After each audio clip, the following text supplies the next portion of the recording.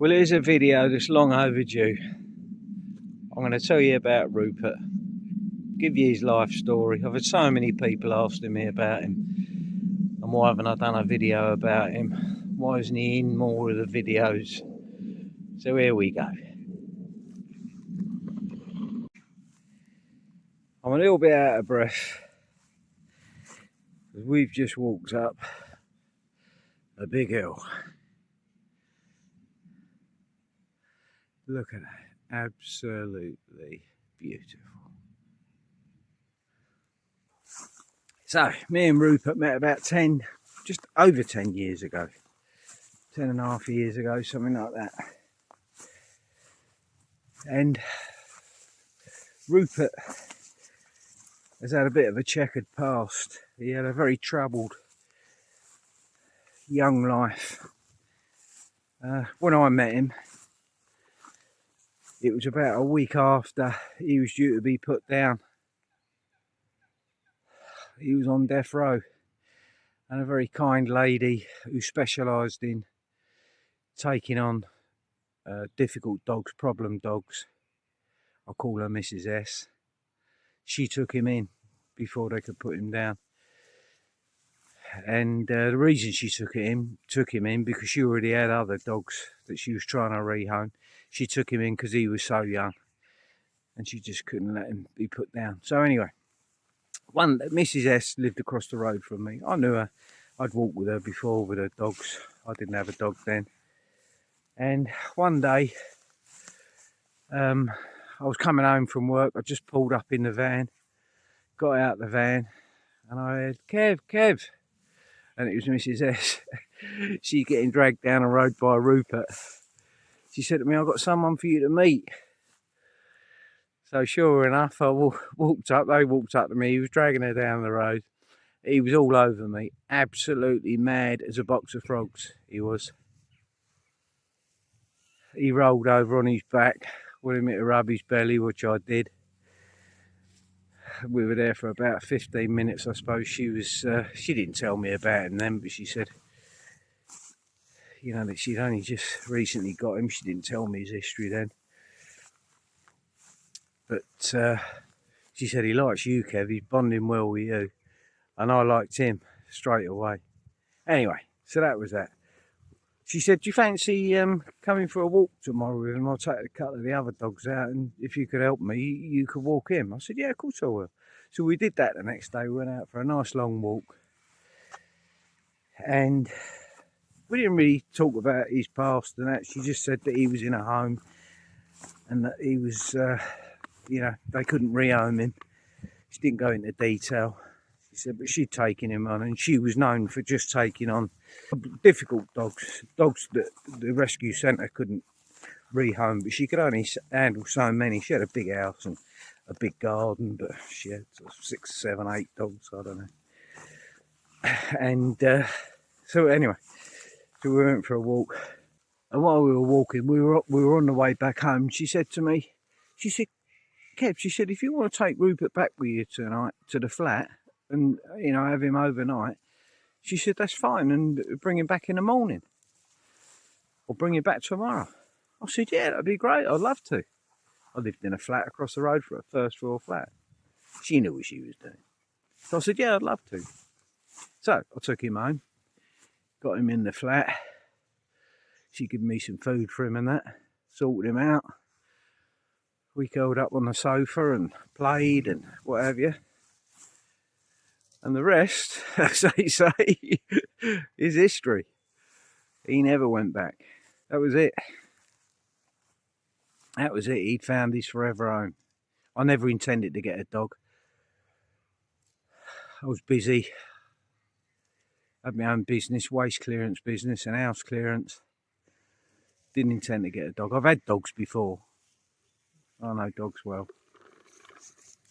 And yeah, but that was it. I fell in love with him. I had to think about it, obviously, because I was out all day working. But I thought, you know what? He's going to have to be a van dog. He can come out to work with me, which he did for years on the van. He loved it, absolutely loved it.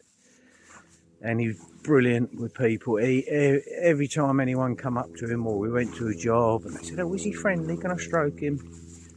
He did exactly the same to them as what he did to me the first time I met him. Actor rolled over on his back, wanted his belly rubbed. Yeah, so that's what we did. And for years he'd come out in a van with me to work. That was it.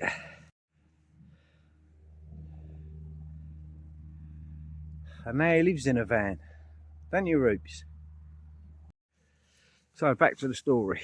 So he stayed with me for the night, and I'd already decided that I'd love to have him. I spoke to Mrs. S, and she said, would you like to keep him? And I said, yeah. Well, she knew that I'd look after him and everything. She said, but I need to tell you about his history first, Kev, before you make the final decision. I said, okay, go on, fire away. Well, he'd had about 4 homes. He was only, they reckon he was between a year and 18 months when I got him. They didn't know completely because he had 4 homes in his short life. And the main reason was basically because people couldn't control him. He was too much. As I say, he was as mad as a box of frogs. He's crossed with a staffy and a boxer dog.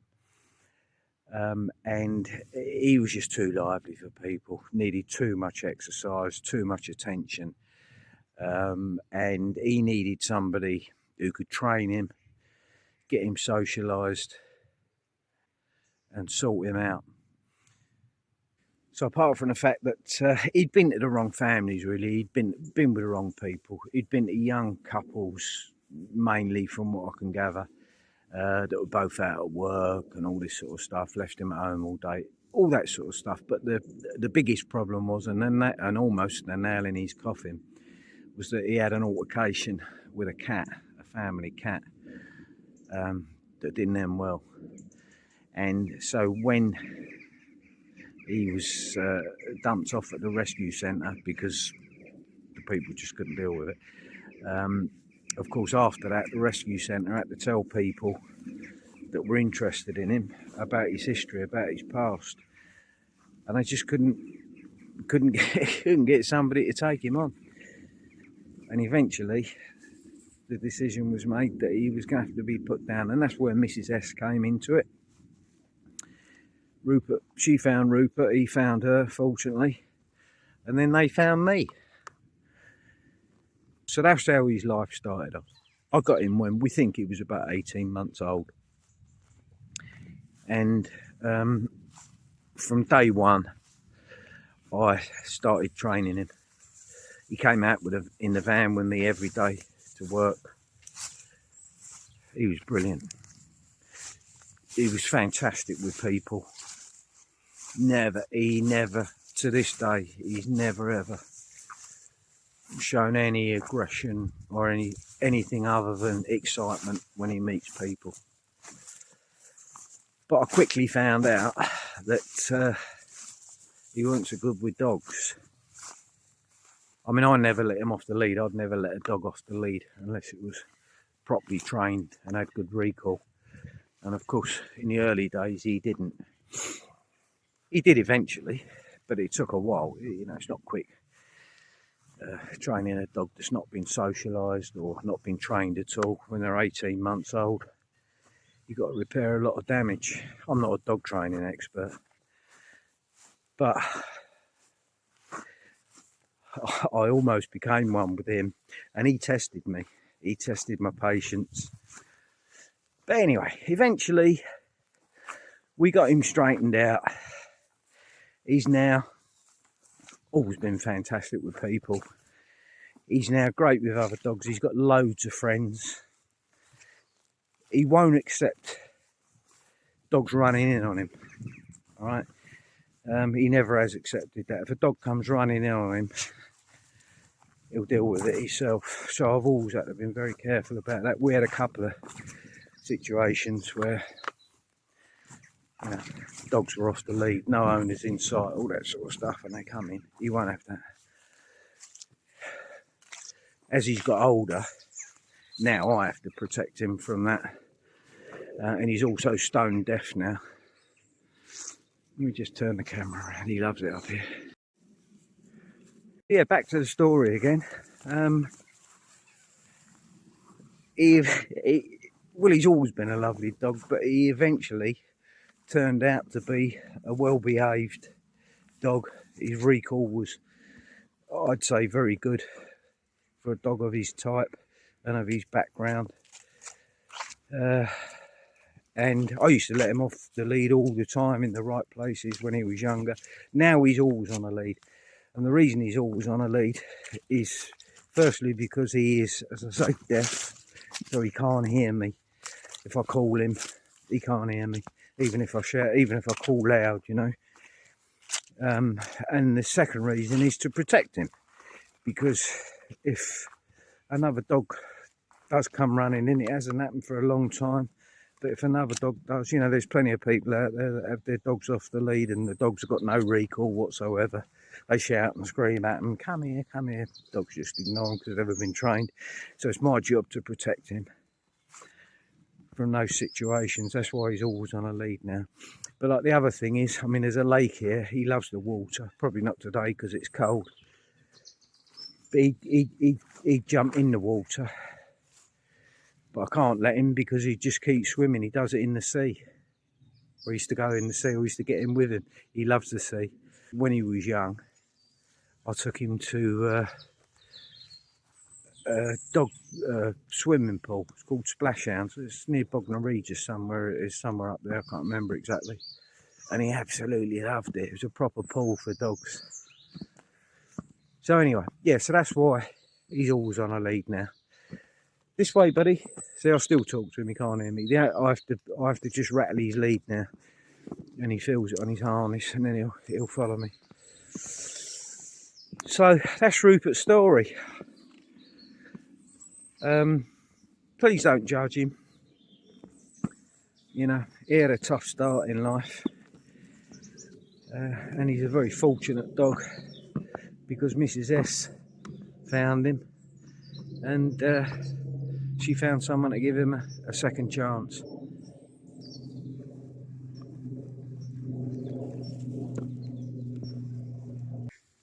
He loves his life in the van. Me and him are like an old married couple, we are. But he absolutely loves it. He's got loads of mates around there, loads of people. He thinks whenever we're out anywhere, no matter where it is, he thinks everyone comes out just to see him. I know he does. He just loves people. He's got loads of dog friends. And I think he's had a good life. Or he's having a good life.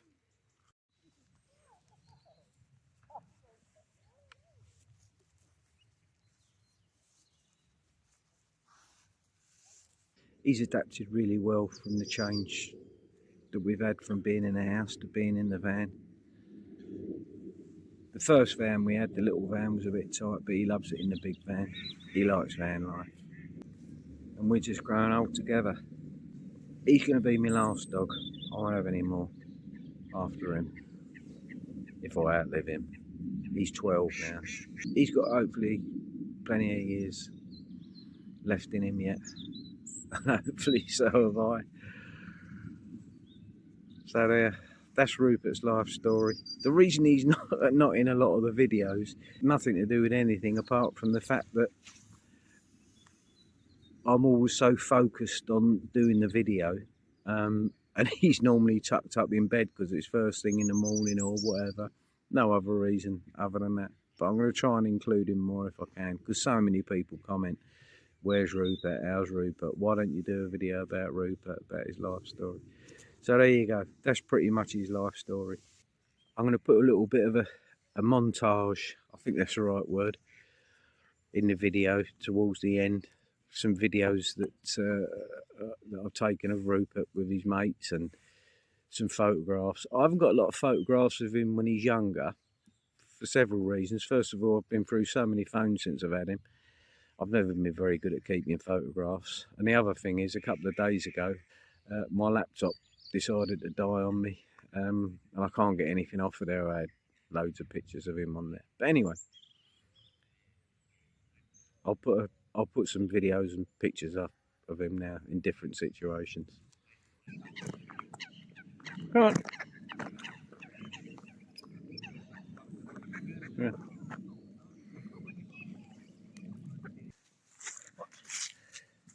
I'm just doing a bit of a video on Rupert. Oh yeah. And here's his girlfriend Lila. Yeah. She loves Rupert. She's the only dog I know that'll pin him down on the floor. Oh, that's lovely. It's a nice surprise to see her tonight. Here she goes. She bullies him. She's only a youngster.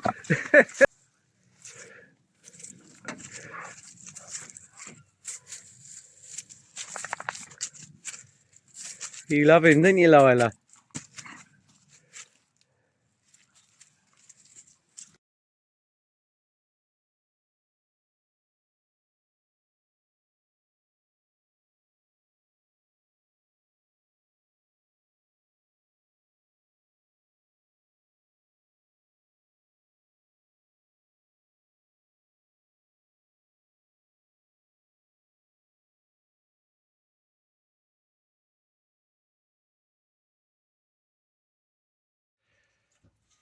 So we're back at the van now, finished our walk.